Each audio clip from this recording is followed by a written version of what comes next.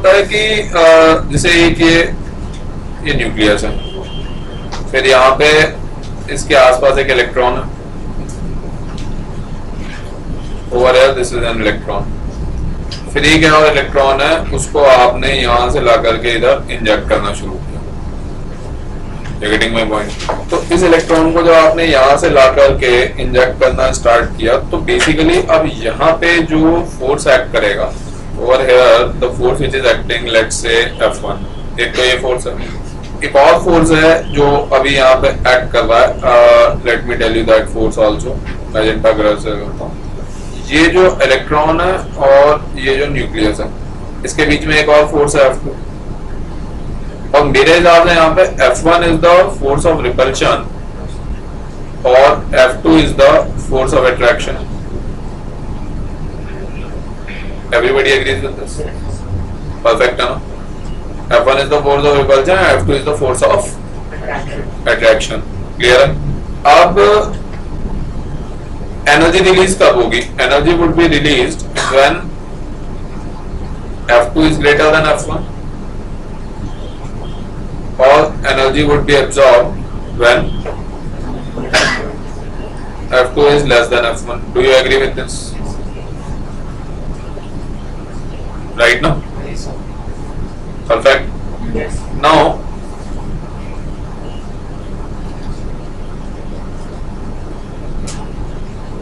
ये बात हुई कि हम एनर्जी रिलीज एनर्जी एब्जॉर्ब के बारे में जनरली हम लोग किस हिसाब से बातचीत करते हैं, इन दैट सेंस, राइट?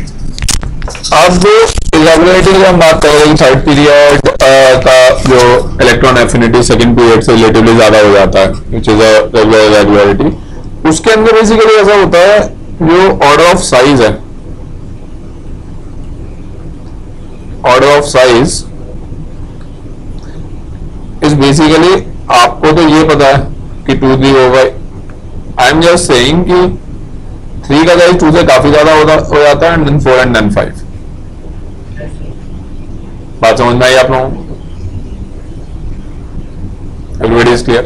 तो अब मैं एक और चीज डिफाइन करता हूं, electron density in outermost shell. Electron density in outermost shell. Electron density in outermost shell is number of electrons in outermost shell divided by size of shell. यही होगी electron density. Do you people agree with this? ये होगी ना? तो number of electron. अच्छा, अब the interesting thing is, ये वाला जो फैक्टर, ऊपर वाला जो फैक्टर है, this is fixed in a group. एक पर्टिकुलर ग्रुप के अंदर ये तो फिक्स है ना? Do you agree with this? एक पर्टिकुलर ग्रुप में फिक्स है क्या? नहीं है ना? अच्छा, इसको रो नाम दे देते हैं इलेक्ट्रॉन डेंसिटी को। तो अगर ये फिक्स है और साइज बढ़ रहा है, जैसे नीचे जा रहे हैं टॉप टू बॉटम, तो मेरे हिसाब से row 2 would be quite greater than row 3 and which would be quite greater than row 4 and row 5। बात समझ में आ रही है आप लोगों को? Everybody is clear with this? अब द पॉइंट इज कि ये जो रो है, अगर इलेक्ट्रॉन डेंसिटी मतलब एज रो इंक्रीजेस, जैसे रो बढ़ेगा ना, मेरे हिसाब से तो ये जो F1 है ये रिलेटिवली काफी ज्यादा बढ़ जाएगा। Do you agree with this? जैसे जैसे रो बढ़ेगा, मेरे हिसाब से F1 will keep on increasing. Do you people agree with this? Everybody agrees ना? ओके, F1 बढ़ जाएगा। F1 अगर बढ़ता है तो इलेक्ट्रॉन एफिनिटी का क्या होता है? कम होगी, ज्यादा होगी? कम होगी ना, रिपल्सिव फोर्स है, राइट? तो ये कम हो जाएगी। तो इससे निकल करके आ रहा है, अगर आप इवेंचुअली इस वाले पार्ट को ध्यान से देखोगे, ये जो पार्ट मैंने यहां पे लिखा हुआ है, इसको अगर आप ध्यान से देखोगे तो वो इलेक्ट्रॉन एफिनिटी का ऑर्डर है।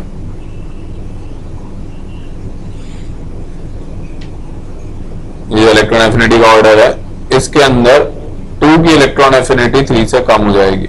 Do you agree with this? Everybody agree with this, right? अब एक और इंपॉर्टेंट चीज है, वो ध्यान रखना है यहाँ पे, क्योंकि कॉम्प्रेंजन ऑम्प्रेंजन बना के देंगे तो वो टिपिकल हो जाता है थोड़ा सा। ये वाला जो पार्ट है ना, अब तुम ये मत कर देना कि इस पार्ट को देखते हुए यू से कि इलेक्ट्रॉन एफिनिटी का order 4 should be lesser than 5, ये गलत हो जाएगा। क्यों गलत हो जाएगा? अब ये हाँ, मतलब ये तो वही चीज है ना, जैसे एक और एक्स्ट्रा फैक्टर के बारे में जब हम बात करते हैं, उस फैक्टर की इंटेंसिटी उतनी होनी चाहिए ना। बात सुने, आप ये कह रहे हो 4 लेस देन 5, तो वो जो रेगुलर फैक्टर है अपना टॉप टू बॉटम वाला, उसको तो आप छोड़ ही रहे हो ना। बात समझ में आ रही है? When you are talking with respect to this electron density की बात कर रहे हो ना, तो अपना रेगुलर फैक्टर डीएफ तो सही है ना। वो तो यहाँ पे 2 और 3 में इस फैक्टर की इंटेंसिटी बहुत ज्यादा हो गई है।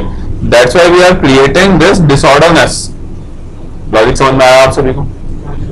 Everybody is clear with this, right? तो that's why इलेक्ट्रॉन एफिनिटी 3 की 2 से ज्यादा होगी। मतलब अगर आप कहोगे Cl की F से ज्यादा होगी, सल्फर की ऑक्सीजन से ज्यादा होगी, फॉस्फोरस की नाइट्रोजन से ज्यादा होगी, एंड सो ऑन। कोई डाउट किसी को? Everybody is clear? Fine, note कर लो।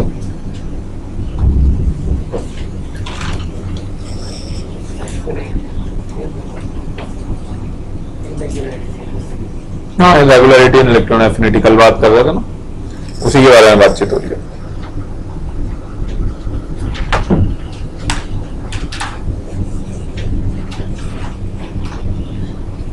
कैसा गया तुम्हारा पेपर? पहले 8 क्वेश्चन का फर्स्ट 8 आ गए? इजी रहेगा? Okay, good. नहीं, इजी नहीं रहे होंगे, तुम लोग पढ़ाई करके आए होंगे, है ना? नहीं, बेसिकली ये तो मैंने वैसे इन प्रैक्टिकलिटी देखा है बॉम्बे के अंदर। तो ये भी हाँ, it is obviously only for P block. And why it is applicable only for P block? समझे नहीं? इस बात को समझो कि बेसिकली ये बहुत इंपॉर्टेंट चीजें हैं, ये नहीं लिखी हुई होती हैं। अभी तो क्या है, टेस्ट जैसे क्या है, सिंपल है, जानबूझ के सिंपल दिया था। अभी धीरे धीरे आएंगे टिपिकल चीजें। मैं जा रहा हूँ कि थोड़ा आप जूम कर लो। अब जैसे आपने पूछा, काफी इंपॉर्टेंट क्वेश्चन है और आएगा टेस्ट में अपने, जैसे अच्छे टेस्ट अभी शुरू होंगे नेक्स्ट लेक्चर से। अच्छा, टेस्ट से याद आया, I will answer this question right now, but तुम लोग यार जब भी आते हो, मैं तो कह रहा हूँ सेंटर पे टेस्ट वेस्ट की प्रैक्टिस तो मतलब मेरे बिना भी तो कर सकते हो, उसके लिए मेरी जरूरत थोड़ी है। मैं अगर पेपर भेज दूंगा यहाँ पे, है ना, तो आप लोग कर सकते हो ना टेस्ट पेपर्स की प्रैक्टिस, तो नहीं कर सकते हो? कर सकते हो ना। मतलब बाकी भी जिस टाइम सेंटर पे आ रहे हो तो शेड्यूल में देख लेते हैं और उसकी प्रैक्टिस करना शुरू करते हैं उनको, ठीक है ना? फाइन। हाँ, तो मैं अब जाए टेस्ट पेपर में आप लोगों को मेल पे नहीं भेजूंगा और मैं आप लोगों को बोल दूंगा कि इस दिन यार ये टेस्ट पेपर भेज दिया है तो इसको सेंटर उससे करवा लो, राइट? और वैसे एक और चीज है विच आई हैव ऑलरेडी इम्प्लीमेंटेड, अगर तुम लोग उसमें इंटरेस्टेड हो तो जैसे वैलिड है, बिकॉज आप इलेक्ट्रॉन डेंसिटी की वजह से बात कर रहे हो ना, you are talking with respect to electron density everything. तो एस ब्लॉक में अगर आप जाओगे तो एस ब्लॉक में कौन रहता है? मेटल्स रहता है ना। तो मेटल्स के पास तो इलेक्ट्रॉन वैसे ही बहुत ही कम होते हैं, तो इलेक्ट्रॉन डेंसिटी कहां से आ गई उसमें, राइट? तो this is no point of applicability of this in S block. बात समझ में आई आप लोगों को? तो एस ब्लॉक में, डी ब्लॉक में जहां पे मेटल्स है वहां एप्लीकेबल नहीं होगा। हाँ, second third fourth fifth shell की। नेक्स्ट इरेगुलरिटी के बारे में बात करते हैं। Second irregularity is stable configuration.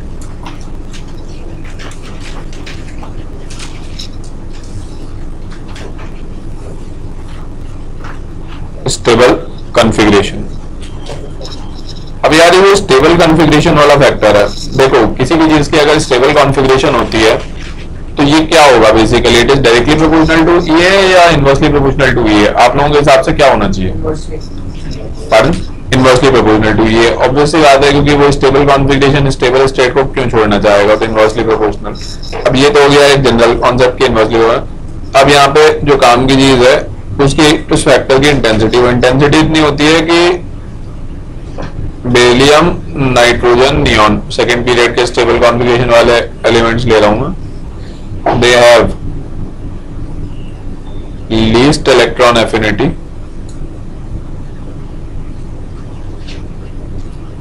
they have least electron affinity in their period. अपने पीरियड में इनकी लीस्ट इलेक्ट्रॉन एफिनिटी होती है. बात समझ में आई आप लोगों को? They have least electron affinity in their own period. अपने खुद के पीरियड में इनकी लीस्ट इलेक्ट्रॉन एफिनिटी हो जाती है. तो मतलब अगर मुझसे आप ऑर्डर की बात करोगे, एग्जैक्ट ऑर्डर लिख देता हूं मैं. देखते हैं ये पहले.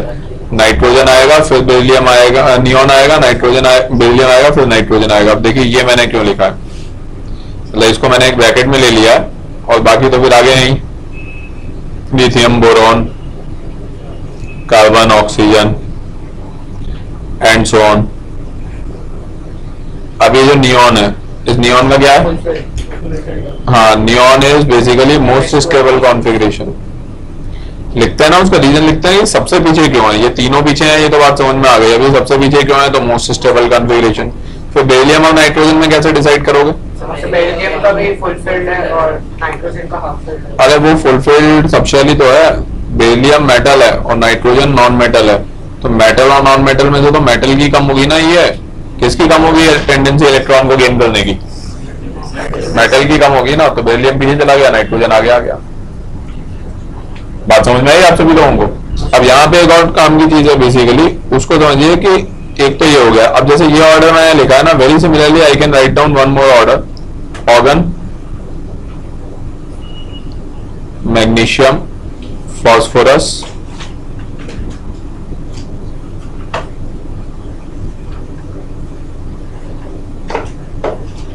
And so on.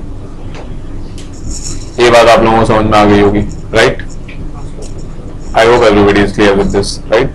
अब इसके चलो आप पहले यहां तक नोट करो, फिर एक और काम की चीज बताता हूं मैं आप लोगों को.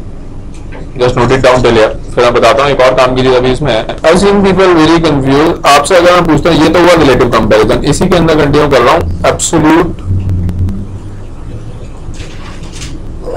Values of electron affinity. Absolute values of electron affinity. ये जो absolute values of electron affinity की अपन बात कर रहे हैं, absolute values of electron affinity के अंदर अब अगर मैं आपसे पूछता हूं, जैसे बेरिलियम,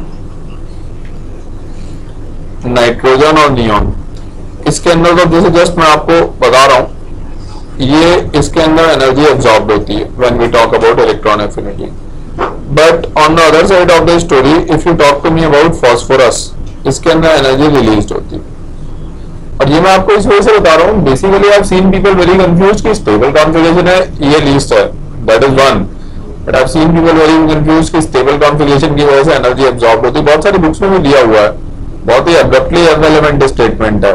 अंडरस्टैंड? और ये दोनों मैंने साथ में जानबूझ के आपको बताया है कि फॉस्फोरस की भी तो स्टेबल कॉन्फ़िगरेशन ही है ना, राइट? फिर भी एनर्जी रिलीज होती है उसके अंदर, क्योंकि जो करेक्ट स्टेटमेंट है ना, वो मैं आप लोगों को बताता हूँ. बेसिकली करेक्ट स्टेटमेंट इसके अंदर एग्जैक्टली क्या है, तो थोड़ा आप लोगों को क्लैरिटी आएगी उसके अंदर. करेक्ट स्टेटमेंट यार बस सिंपली ये है कि जैसे स्टेबल कॉन्फ़िगरेशन है, अगर कहीं पे भी स्टेबल कॉन्फ़िगरेशन है, तो in that case stable configuration का वेक्टर में केवल एक ही चीज अप्लाई होती है, और वो ये अप्लाई होती है कि वन इज, एक मिनट मैं 4-5 अलग अलग लिखता हूं ताकि इजियर हो जाएगा आपके लिए. If tell me stable configuration का मतलब एनर्जी एब्जॉर्ब होता है, तो ये डेफिनेटली गलत है.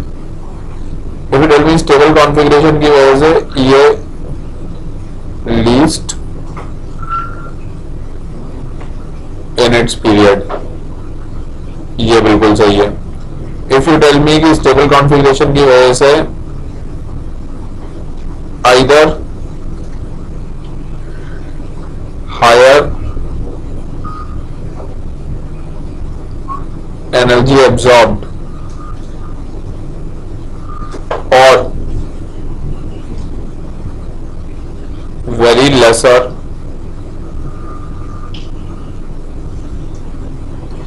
energy is released, ये स्टेटमेंट बिल्कुल सही है. इसके अंदर मुझे कोई कंफ्यूजन नहीं है. द पॉइंट इज कि ये जो दो चीजें होती हैं, एक तो यह रिलेटिव ऑर्डर, वो हमने डिसाइड कर लिया। अगर आप मुझसे कहोगे कि एब्सोल्यूट वैल्यू, दो अलग अलग चीजें हो गई है। One side is absolute value, positive और नेगेटिव, और दूसरा साइड है रिलेटिव ऑर्डर। इसके अंदर जब आप मुझसे बात करना शुरू करेंगे, पॉइंट इज वेरी सिंपल, दो पर्टिकुलर चीजें हैं इन दोनों के लिए। एक साइड तो है स्टेबल कॉन्फ़िगरेशन,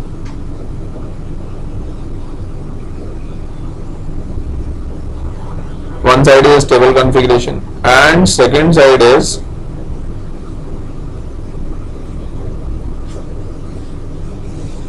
रो। तो जो रिलेटिव ऑर्डर होता है, रिलेटिव ऑर्डर के लिए मुझे इसकी जरूरत नहीं होती, मुझे इसी की जरूरत होती है केवल। लेकिन एब्सोल्यूट वैल्यू के डिसीजन के लिए इसका कोई लेना देना ही नहीं है। All relevancy is in row. F1 greater than F2 है, F1 लेस देन F2 है, उससे डिसाइड होगा ये तो कि एनर्जी एब्जॉर्ब होने वाली है, एनर्जी रिलीज होने वाली है। बात समझ में आ रही है आप लोगों को? राइट है ना? स्टेबल कॉन्फ़िगरेशन से कोई लेना देना ही नहीं है यार उस चीज का। हाँ, ये जरूर है कि स्टेबल कॉन्फ़िगरेशन की वजह से इलेक्ट्रॉन एफिनिटी लीस्ट होती है, ये चीज मुझे पता है। तो इसके हिसाब से मैं ये चीज डेफिनेटली कह सकता हूं कि बहुत ज्यादा या तो एनर्जी एब्जॉर्ब होगी, या अगर रिलीज होगी तो कम एनर्जी रिलीज होगी। That is the only way it can have least value in its own period. बात समझ में आई आप लोगों को? लेकिन एग्जैक्टली क्या होगा वो तो रो से डिसाइड होगा ना कि F1 ग्रेटर देन F2 है या F1 लेस देन F2 है। पिक्चर क्लियर हुई? तो स्टेबल कॉन्फ़िगरेशन की वजह से पिक्चर मत रखना कि यार वो एब्जॉर्ब भी होते, ऐसा कुछ नहीं है। क्लियर है ना सभी को? राइट, नोट डाउन कर लो, start noting it.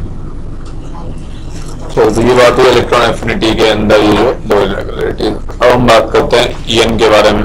Let's talk about electron negativity.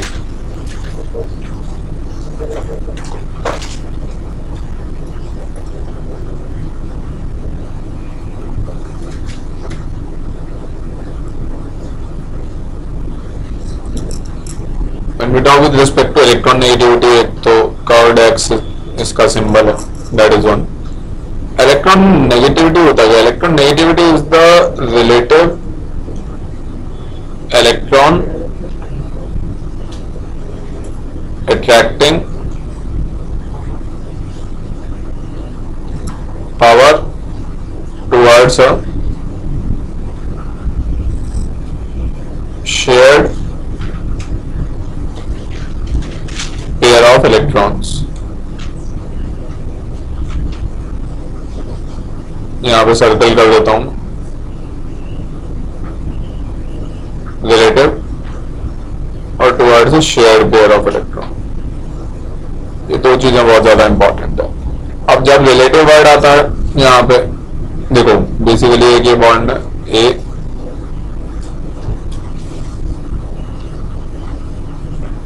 Single bond with B, और अगर मान लीजिए इलेक्ट्रॉन इस साइड में है सपोज, देन वी से ये मान लीजिए इसका मिड पॉइंट है, देन वी से कि बी की इलेक्ट्रॉन नेगेटिविटी ए से ज्यादा होगी and vice versa is true.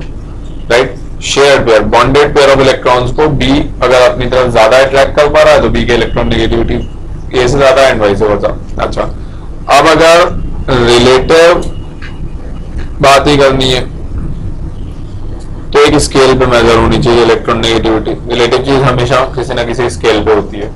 Right, तो एक तो अभी उन स्केल्स के बारे में हम लोग बात करना शुरू करते हैं। तो जो स्केल्स होते हैं इलेक्ट्रॉन नेगेटिविटी के, स्केल्स टू मेजर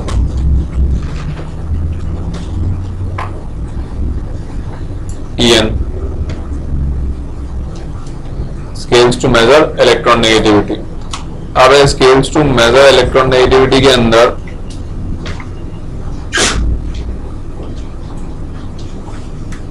एक हो गया पॉलिंग स्केल, इसके अलावा दो और स्केल हैं, उनको हम कहते हैं Mulliken scale and Aelred रोशो scale. वो बहुत मतलब उनका केवल फॉर्मूला है, तो भी थ्योरी नोट्स है ना उसके साथ डिस्कस कर लेंगे, मतलब उनका एप्लीकेशन नहीं है अपने, मतलब एप्लीकेशन होता ही नहीं है क्योंकि पॉलिंग स्केल इतना डोमिनेट करता है कि हर जगह वही काम में आता है। ऐसा नहीं कि अपने कोर्स में नहीं है, उनके अंदर केवल फॉर्मूला ही स्टडी करना, कभी कभी फॉर्मूला पूछ लेते हैं, कुछ वैल्यूज वगैरह देकर कुछ कैलकुलेशन करवा लेते हैं, राइट। तो वो अपन थ्योरी नोट्स अभी करेंगे, उसके बाद करेंगे। Let's talk about polling scale now. Polling scale के अंदर बेसिकली पॉलिंग ने देखिए क्या किया, पॉलिंग ने ये किया, फर्स्ट स्टेप जो पॉलिंग ने कहा कि let electron negativity of F is equal to 4.0 maximum in periodic table.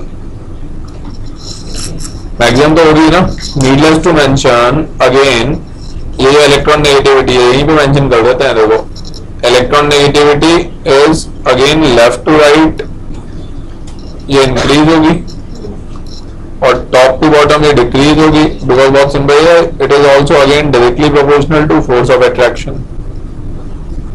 Do you people agree with this? Fine. Now let XF is equal to 4.0 and which is actually maximum in whole periodic table, वही intersection पे है right में जाकर के।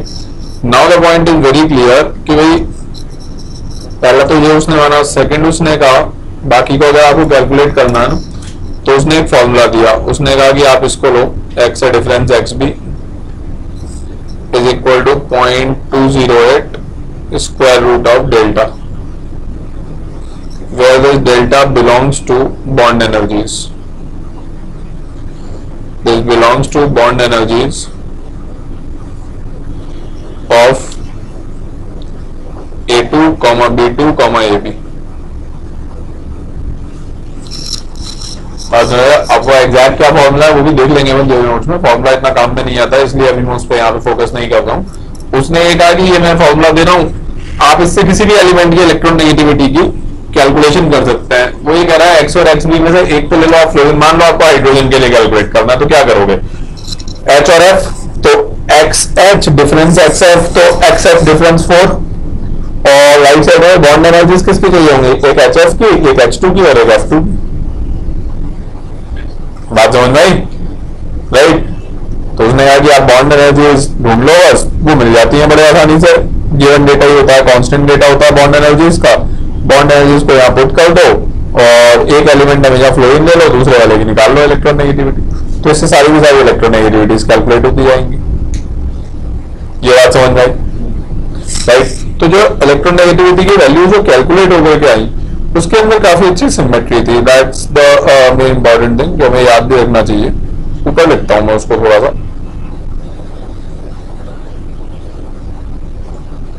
देखिए hydrogen, lithium, beryllium, boron, carbon, nitrogen, oxygen, fluorine, इसके अंदर जो इलेक्ट्रोनेगेटिव वैल्यू आई वो काफी अच्छी थी, 1.0, 1.5, 2, 2.5, 3, 3.5, हाफ के डिफरेंस पे भी, तो काफी कन्वीनियंट हो गया था। इसके अलावा यहाँ पे एक और भी काम की चीज थी, pairs having same electron negativity value, pairs having same EN values. ये कौन कौन से पेयर्स हैं वो आप देखिए, एक तो है फास्फोरस हाइड्रोजन 2.1 पे, दूसरा कार्बन सल्फर आयोडीन और तीसरा नाइट्रोजन एंड Cl। तो ये हो गया 2.1 और ये फास्फोरस नाइट्रोजन के जस्ट नीचे यहाँ पे 2.1। तो इधर है नाइट्रोजन और Cl, तो नाइट्रोजन 3.0 पे है ना, तो देखो नाइट्रोजन 3.0 पे है तो Cl भी 3.0 पे ही होगा। बात समझ में आई आप लोगों को। फिर इसके बाद में कार्बन सल्फर आयोडीन, तो कार्बन अगर 2.5 पे है तो ये जो सल्फर होगा ये भी 2.5 पे ही रहेगा, और यहाँ पे अब Br आएगा और फिर आयोडीन आएगा, तो ये जो आयोडीन है कार्बन सल्फर आयोडीन में आयोडीन भी 2.5 पे ही होगा, राइट। 0.5 तो ये 2.8 हो जाएगा इन दोनों के बीच में, राइट।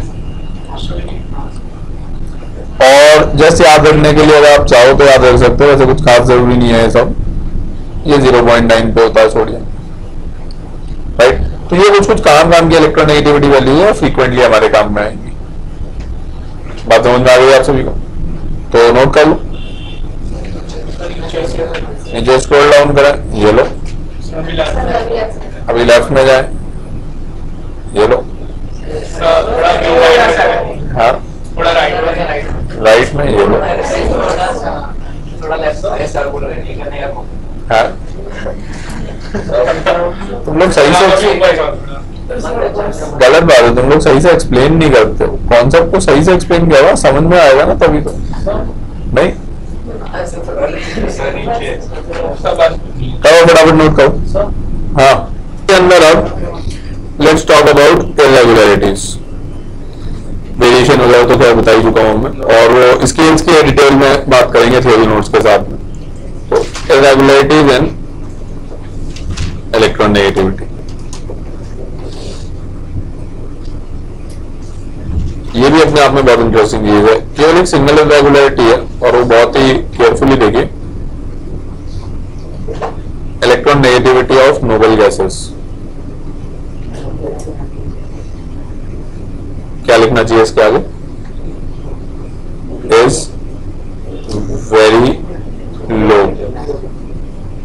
अब देखो इसके अंदर कंस्ट्रेंट क्या, पहले तो इसका रीजन देखो, इसका रीजन स्टेबल कॉन्फ़िगरेशन नहीं है, इस बात होंगे और जगह इसका रीजन गलत दिया हुआ है। आप ध्यान से देखो कि इसके अंदर क्या हो रहा है। Understand this thing when I have already said sorry, when I have already said कि there is only single irregularity in electronegativity which is X noble gas is very low. Stable configuration अगर इसका reason होता तो nitrogen और beryllium में भी irregularity होती ना, ऐसा कुछ नहीं होता है, पूरे पीरियड में बिल्कुल रेगुलर चलता है, केवल लास्ट में जाकर के very low values are found, that is one, right. तो याद रखो उसका स्टेबल कॉन्फ़िगरेशन रीजन दिया हुआ है जो कि इररिलेवेंट है, तो अगर वैसा है तो फिर नाइट्रोजन बेरिलियम पे अफेक्ट होना चाहिए, जो कि नहीं होता है। Now X noble gas is very low, पहले तो मैं आपको इसका रीजन बताता हूँ। अच्छा, X noble gas is not equal to zero, बहुत सारी जगह तो आपको जीरो ही मिल जाएगा, which is definitely not equal to zero. I'll tell you its reason ना, इसका रीजन बड़ा सिंपल है, because noble gases are rarely found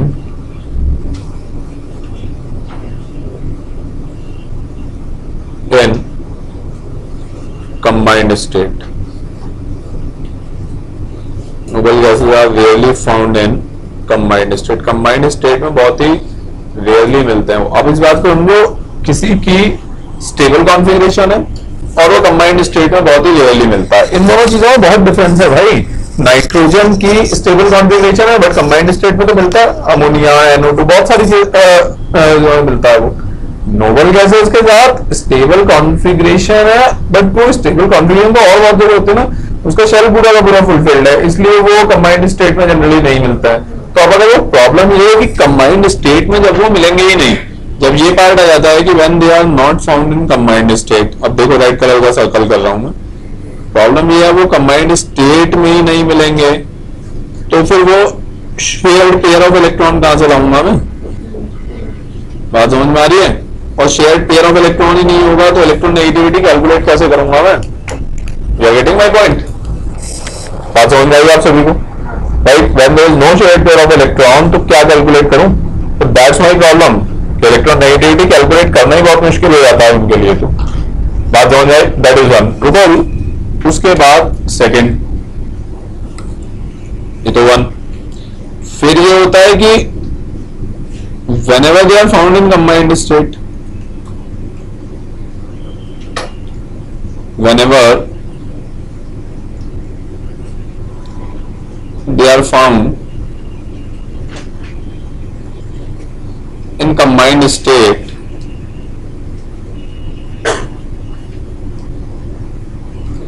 in those processes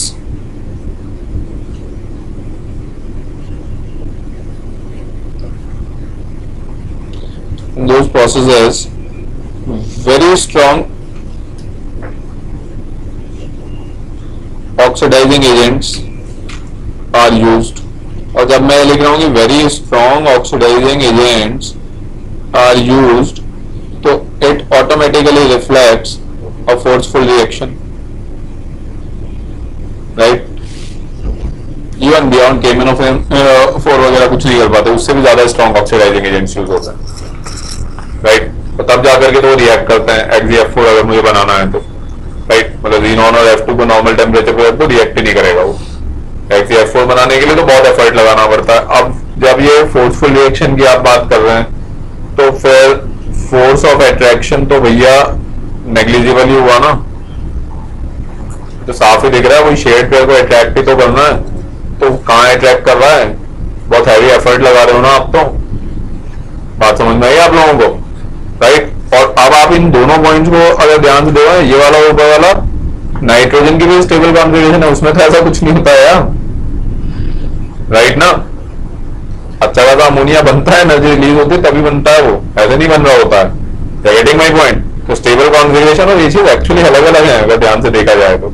if you use word stable configuration तो अननेसेसरी का confusion ही create करेगा वो। Independent चीजें है ना basically,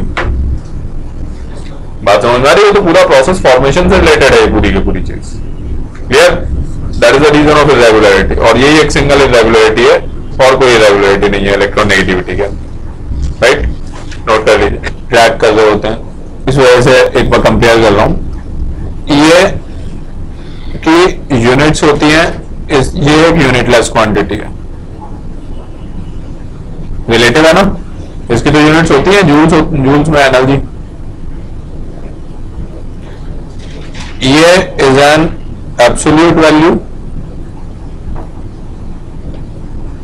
whereas En is a relative value, one with respect to other. दोनों force of attraction apply करते हैं, लेकिन इसके अंदर आइसोलेटेड एटम होता है, इसके अंदर कंबाइंड स्टेट होती है।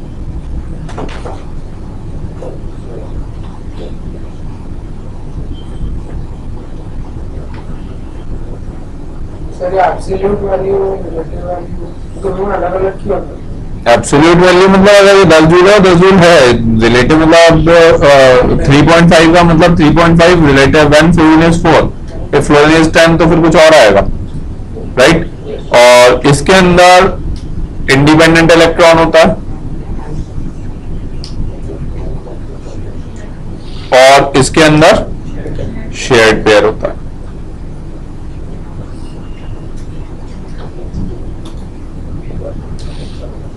बात समझ आई? These are the main comparisons. फिर यहीं पे बता देते हैं बेसिकली, यहाँ अपने पास स्पेस है ना तो उसको यूटिलाइज करते हैं। मिनिमम इलेक्ट्रॉन नेगेटिविटी किसकी होगी? सीजियम और फ्रांशियम में से सीजियम की होगी। फ्रांशियम केवल एटॉमिक साइज के अंदर यूज होता है, मैंने बताया था ना, जहां पे भी इलेक्ट्रॉन इन्वॉल्वमेंट होता है वहां रेडियोएक्टिव एलिमेंट की बात नहीं करते, तो साइज को छोड़ के बाकी सब जगह फ्रांशियम वगैरह के बारे में कोई बात नहीं हो पाएगी। बात समझ में आई, राइट? अच्छा, अभी थोड़ी देर पहले किसी ने पूछा था ये सोडियम की इलेक्ट्रॉन नेगेटिविटी कैसे होगी, वो कोवेलेंट बॉन्ड कैसे बनाएगा? तो बनाता है बेसिकली Na2 गैसियस फॉर्म होता है, ये कोवेलेंट होता है, ये नियर अबाउट होता है 1300 डिग्री सेंटीग्रेड पे। जब वो गैस फेज में जाएगा ना, तो अब अगर आप मुझसे पूछोगे कि ये सोडियम और सोडियम ये जो बना हुआ है ये वाला, तो ये बेसिकली कोवेलेंट बॉन्ड ही होता है। बहुत हाई टेम्परेचर पे जाएगा, जब वो सब्लिमेशन हो जाएगा उसका और गैस फेज वगैरह के अंदर एग्जिस्ट करेगा, तो this is a covalent bond. और वो ऑब्वियस है, इलेक्ट्रोनेगेटिविटी की बात कर रहे हैं तो कोवेलेंट बॉन्ड होना जरूरी है। आयनिक बॉन्ड में electronegativity doesn't make any sense. बात समझ में आ गई आप सभी को? क्लियर? अब नोट करना शुरू करो।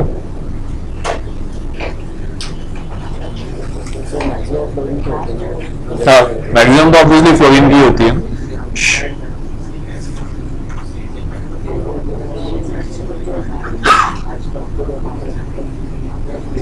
करता है, look very carefully, applications of electronegativity।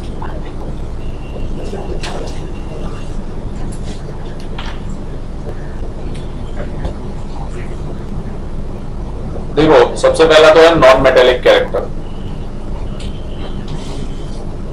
आप मुझे बात करो नॉन मेटेलिक कैरेक्टर, तो नॉन मेटेलिक कैरेक्टर क्या होता है?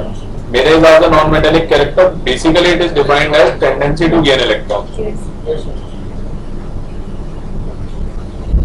ध्यान रखिएगा, लोगों को यही क्लियर नहीं होता कि वो होता क्या non metallic character. Non metallic is tendency to gain electron. You tell me कि this is directly proportional to what? This is directly proportional to EA और this is directly proportional to EN। ये किसके proportion में है?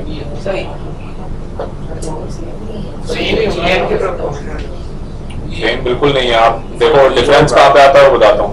पहली चीज तो ये तो गलत लिखा है, ये सही लिखा है। I tell you its reason also. आप ये देखो ना यार, maximum electron affinity periodic table में Cl की होती है और मैक्सिमम EN क्लोरीन का होता है, तो अलग अलग आंसर आएगा ना, राइट? अब ये प्रोपोर्शनल टू EN तो इसलिए आप इस वर्ड के ऊपर फोकस करो ना। व्हेन यू आर टॉक, देखो थोड़ा सा नीचे स्क्रॉल डाउन कर रहा हूं। When you talk about electron affinity, you are actually talking about a absolute complete process। अरे फॉर्मल गेन ऑफ इलेक्ट्रॉन हो रहा है ना, हो रहा है नहीं हो रहा है, राइट? अब जब आप EN के बारे में बात करते हो, when you talk about EN you are just talking about a tendency. EN के अंदर कोई भी प्रोसेस इन्वॉल्व थोड़ी है यार, कोई गेन थोड़ी हो रहा है। बात समझ में आ रही है आप लोगों को? गेन का हो रहा है, शेयर पेयर है, कौन ज्यादा अपनी तरफ खींचेगा या कौन अपनी कम अपनी तरफ खींचेगा।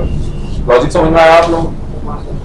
Everybody is perfectly clear, right? तो द पॉइंट इज कि यहाँ पे बेसिकली EN में टेंडेंसी की बात कर रहे हो ना, तो टेंडेंसी ये वर्ड यूज देखो ना, टेंडेंसी। गेन थोड़ी कर दिया है, किसकी टेंडेंसी कितनी ज्यादा है, राइट? यहाँ पे the tendency to gain electron, it is not gaining actually any electrons, right? तो टेंडेंसी तो फिर इलेक्ट्रॉन नेगेटिविटी के प्रोपोर्शन में आएगी। तो highest non metallic character fluorine का होगा, Cl का नहीं होगा। क्लियर है? That is one. Second thing इसी के अंदर, अगर आप सेकेंड एक और बहुत इंटरेस्टिंग चीज है, नेचर ऑफ बॉन्ड। दो और चीजें अभी मुझे आपको बतानी है। एक तो नेचर ऑफ बॉन्ड, फिर इसी से रिलेटेड एक एनी स्मिथ इक्वेशन है जो पूरा परसेंटेज आयनिक कैरेक्टर की बात करता है। दिस टॉक्स अबाउट कि किसका कितना परसेंटेज आयनिक कैरेक्टर है। और थर्ड एक और बताना है, bond strength in polar covalent bonds.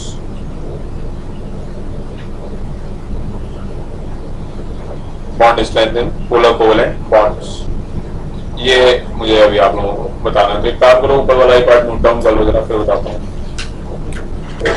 चलिए अब हम लोग बातचीत करते हैं नेचर ऑफ बॉन्ड। अब नेचर ऑफ बॉन्ड के अंदर कुछ एक बहुत इंपॉर्टेंट चीज है, डेल्टा EN। डेल्टा EN मतलब electron negativity difference versus nature of bond की अब मैं आप लोगों से बात कर रहा हूं। When we talk about this, देखिए डेल्टा N जब 0 होगा तब ये प्योर कोवेलेंट होगा। A2 टाइप मॉलिक्यूल हो जाएगा, A2 type of molecule, hydrogen H2, pure covalent bond हुआ ना बेसिकली, राइट ना? अच्छा, फिर डेल्टा EN अब इसमें होता है लेस देन 1.7 और 2.1, इक्वल टू 1.7 और 2.1, ग्रेटर देन 1.7 और 2.1। इनके अंदर जो नेचर्स होती हैं ये होता है, इसको हम कहते हैं पोलर कोवेलेंट। ये हो जाता है 50% आयनिक एंड 50% कोवेलेंट। और ये लास्ट वाला हो जाता है मोर आयनिक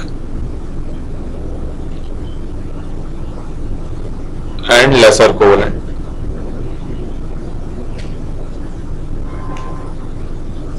बात समझ में आई आप सभी को? अब बेसिकली जैसे इसकी आप बात कर रहे हैं, इसमें ध्यान रखना, या नीचे ले लेता हूं मैं। अब ये 1.7 और 2.1 कहां से आया वो मैं बता देता हूं। एक रिजल्ट आता है हेनी स्मिथ इक्वेशन से, और एक रिजल्ट है जो पॉलिंग ने डायरेक्टली स्पेसिफाई किया। दोनों को हम करेक्ट मानते हैं, बट पॉलिंग अगर कहीं कॉन्ट्रडिक्शन आ रहा है तो पॉलिंग वाले रिजल्ट को हम ज्यादा प्रेफर करते हैं। That is one thing. तो पॉलिंग ने जो स्पेसिफाई किया था, मतलब पॉलिंग का था 1.7, पॉलिंग ने मेंशन किया था 1.7। और एक मिनट रुको, जस्ट मुझे सोचने दो।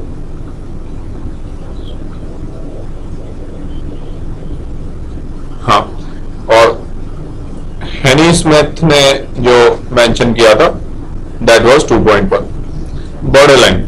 ठीक है, अब मैं आप लोगों को बता देता हूँ हेनी स्मिथ इक्वेशन होती है। हेनी स्मिथ इक्वेशन क्या है?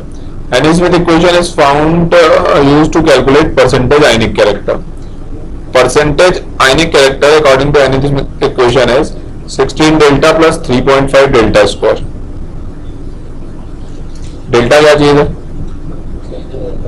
Electronegativity difference.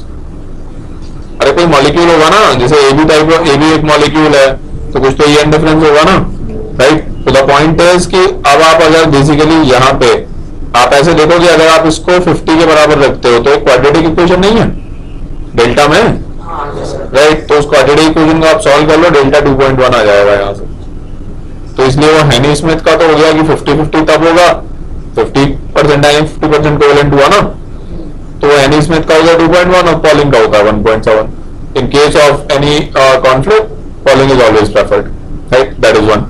Now the point is कि आप जब ये वर्ड यूज करते हो ना, तो अच्छा अब यहाँ पे ये जो होता है ना,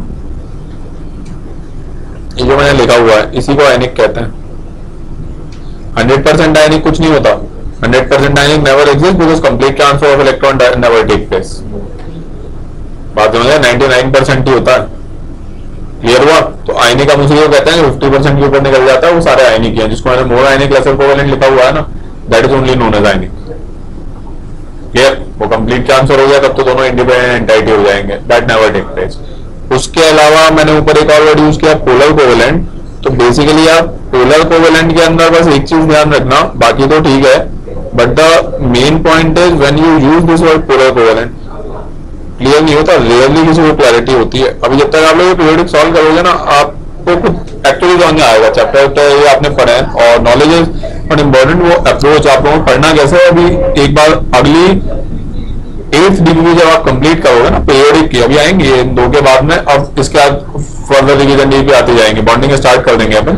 वो 8 डिग्री जब कंप्लीट करोगे आपको अप्रोच समझ में आ जाएगी। अब जैसे ये है पोलर कोवेलेंट, तो पोलर कोवेलेंट के अंदर पोलर कोवेलेंट का मतलब क्या था? वो वर्ड का नाम पोलर कोवेलेंट दे दिया गया, बट आप मुझसे पूछोगे ना तो आप इसको नंबर 1 रखो, इसको नंबर 2 रखो हमेशा। लोग बड़े कंफ्यूज रहते हैं। I tell you not only student, almost very living very rare professors of Kota only. Bombay में तो कोई शायद 1-2 लोग होंगे जिनको ये कंफ्यूजन क्लियर है। पता है बहुत सीरियस कॉन्फ्लिक्ट आता है। देखो पोलर नेचर बढ़ेगी तो पार्शियल चार्जेस बढ़ेंगे। पोलर क्या है? पार्शियल चार्जेस नहीं है, right? Delta plus delta minus electron negativity difference की वजह से आना शुरू हो जाएगा। इवेंचुअली अगर आप देखोगे, यहाँ पे बताता हूँ मैं आप लोगों को, इवेंचुअली अगर आप देखोगे हम क्या कर रहे हैं, जो A2 मॉलिक्यूल था और एक AB मॉलिक्यूल है। अब इस A2 और AB मॉलिक्यूल के अंदर ये A2 मॉलिक्यूल है और AB मॉलिक्यूल में सपोज इलेक्ट्रॉन इस साइड में है तो X भी इज ग्रेटर देन X है, मैं मान के चल रहा हूँ, तभी ये इस साइड में है। तो जैसे ही इस साइड में गए यहाँ पे आपको ऐसा नहीं लगता इधर डेल्टा पॉजिटिव नेगेटिव है, डेल्टा पॉजिटिव चार्ज आ जाएगा, राइट ना? क्योंकि अगर आप इवेंचुअली देखोगे, रेड कलर से बताता हूँ मैं आप लोगों को, बस ग्राउंड जीरो की क्लैरिटी आएगी। ये जो इलेक्ट्रॉन था ये A का था और ये B का था, दोनों एक एक इलेक्ट्रॉन दे देते ना, तो वो A का इलेक्ट्रॉन है, अगर वो B की साइड में आ गया तो B पे डेल्टा नेगेटिव आना ही आना है, राइट? और इसको हम कहते हैं पोलर कोवेलेंट की पोलैरिटी अलग। बट पोलर कोवेलेंट का मीनिंग क्या है? आप अगर ध्यान दें, पोलर कोवेलेंट का मीनिंग ये है कि पहले वो कोवेलेंट है और फिर वो पोलर है। Because what is the difference between ionic and polar covalent? What is the difference between ionic and polar covalent?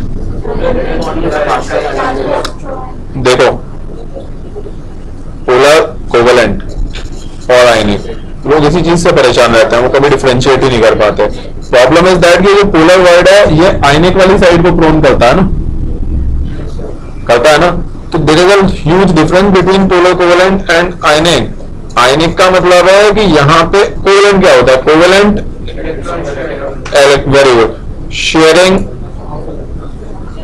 Of electron 1 और second overlap of atomic orbitals. Overlap करेंगे तभी शेयरिंग होगी, राइट। तो यहां पे अगर आप मुझे पूछो यहां पे जो ओवरलैप है वो ग्रेटर देन 50% है उसका एक्सटेंट, और यहाँ पे ओवरलैप का जो एक्सटेंट है वो लेस देन 50% है। सबसे पहले तो भैया ये बेसिक डिफरेंस है। बात समझ में आ रही है आपको? We are talking about polar covalent है क्या चीज? पोलर कोवेलेंट ये चीज है कि है तो वो कोवेलेंट ही, लेकिन अब कुछ पार्शियल चार्जेस आना स्टार्ट हो गए तो कुछ नाम देना पड़ेगा ना। तो हमने कहा कि यार ये थोड़ा बहुत पोलर भी है, और वो तो हम कह ही रहे ना कि डेल्टा एन जैसे जैसे बढ़ता जाएगा ये पोलैरिटी इतनी एक्सीड कर जाएगी कि अब कभी ना कभी वो आयनिक वाली कैटेगरी में चला जाएगा। जैसे जैसे बढ़ेगा वो वाला वीक होता जाएगा, फाइनली खत्म हो जाएगा। वो तो कही रहे हैं हम भी, तभी तो बाउंड्री बॉर्डर लाइन डिसाइड किया 1.7 2.1 और वो सारी की सारी चीजें। लॉजिक समझ में आया आप सभी को, right? But when you are talking about polar covalent picture must be very clear in your mind. ये कोवेलेंट है, थोड़ी बहुत पोलैरिटी है, डोमिनेंस किसका है ये तो पता होना चाहिए ना, राइट? पोलर कोवेलेंट में लोगों को ये लगता है कि यार ये तो पोलर है तो ये तो आयनिक होना चाहिए। नहीं होना चाहिए ना आयनिक, आयनिक तो आयनिक है ही। अलग टर्म इंट्रोड्यूस क्यों किए? इसको आयनिक ही कहना होता तो अलग से टर्म इंट्रोड्यूस ही नहीं करता ना मैं। ओवरलैप का एक्सटेंट ग्रेटर देन 50% है और कुछ पार्शियल चार्जेस क्रिएट हो गए हैं, उसको डिफाइन करना है। That's how I am saying it as polar. बात समझ में आई? तो there is a huge difference between polar covalent and ionic. Ionic तो वो होता है जहां पे ओवरलैपिंग का एक्सटेंट नेग्लिजिबल हो जाता है, डेल्टा एन बहुत ज्यादा इंक्रीज हो चुका होता है। बाकी समझ में आया आप सभी को? क्लियर है, राइट? अब मैं आपको गारंटी दे रहा हूं यही चीज आधे से ज्यादा लोग अभी बॉन्डिंग का फर्स्ट लेक्चर में भूल चुके होंगे। मैं दोबारा रिमाइंड करवाऊंगा आपको, वही बता रहा हूँ सीन की वो नहीं याद रहता है लोगों को, है ना? तो बॉन्डिंग के फर्स्ट लेक्चर है, फिर से डिस्कस करूंगा। When I would be discussing types of bond, ionic bond, covalent bond, coordinate bond, पहले लेक्चर के अंदर, राइट? नेक्स्ट टाइम पे आ जाएगा, तो याद रखिएगा इस चीज को। समझ में आ गई बातचीत? नोट कर लो आप लोग।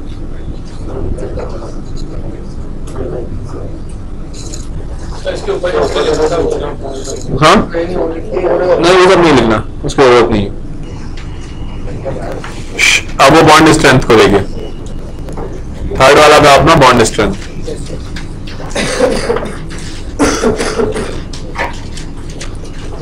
Look at this now.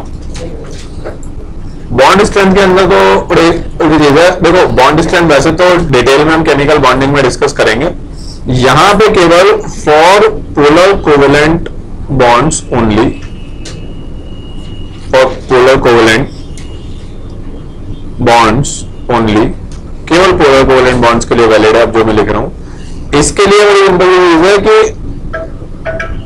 Delta N, एक सेकंड, हेलो बोलिए। For polar covalent bonds only, as delta En increases, electronic difference, bond strength increases। और अब अगर आप ध्यान से देखेंगे तो ये जो चीज मैंने लिखी है ये ऑब्वियसली इसलिए लिखी है, इसका ब्लू कलर से सर्कल मार्क करके लिख रहा हूं। Extra force of attraction increases. Understand this thing? Why I am using the word extra? People generally don't use and then they are confused. Extra ही तो है, polar covalent bond की बात कर रहे हो, overlapping तो already है, covalency तो पहले ही है, बाकी तो ये सब add on है, right? तो polar covalent में covalent और overlapping तो है। अब ये है कि जिसमें डेल्टा एन थोड़ा ज्यादा होगा तो ये जो extra force of attraction आएगा, coulombic force आएगा ना, वही K1 Q2 by R square, right? तो वो थोड़ा बहुत जिसके पास रिलेटिवली ज्यादा होगा उसका बेसिकली बॉन्ड स्ट्रेंथ थोड़ा सा ज्यादा हो जाएगा। लॉजिक समझ में आया आप लोगों को क्या हो रहा है? And that is the reason it is valid for polar covalent bonds only. तो कॉमन एग्जांपल उसका हो जाएगा HF HCl HBr HI। Bond strength delta N सबसे ज्यादा होगा ना HF में, 4 और 2.1 है, 4 3.5 2.3 and 2.1 है एंड सो ऑन, राइट? ये 4 और 2.1 होगा ना तो 1.9 होगा डेल्टा एन, फिर 3 और 2.1 है तो 0.9 रह गया, फिर 2.8 और 2.1 है तो 0.7 रह गया, 2.5 और 2.1 है तो 0.4 हो गया। बात समझ में आई आप सभी को? I hope everybody is clear, right?